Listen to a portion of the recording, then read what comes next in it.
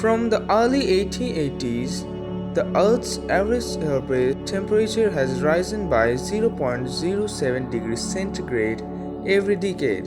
Evidence shows that historical development like industrial revolutions as well as historical destructions like ferocious wars has genuinely contributed to global warming. Climate change includes both global warming caused by humans and its impacts on Earth's weather patterns.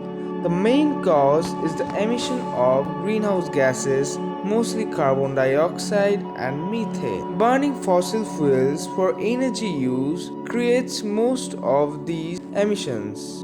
Creating more and more technological goods, cement production, steel making, all these things are genuinely leading to the release of a large number of greenhouse gases in the air.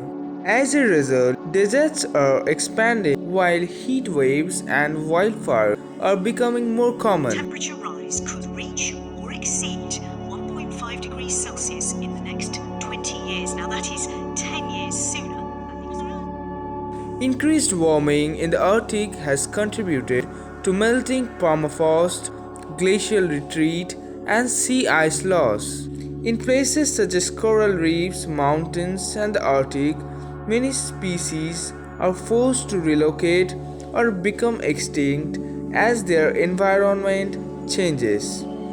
Climate change also threatens people with food and water scarcity. Increased flooding, extreme heat, more disease, and economic loss. It can also drive human migration. So, in order to stop global warming, we have to reduce greenhouse gases. This will involve using more wind and solar energy, phasing out coal, and increasing energy efficiency. Switching to electric vehicles and to heat pumps for homes and commercial buildings will further limit emissions.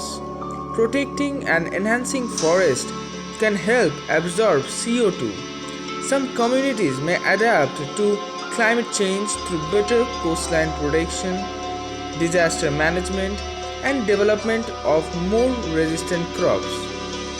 So, today I am going to end this video over here. If you really enjoyed and watching this video, then please like it and don't forget to subscribe in my channel.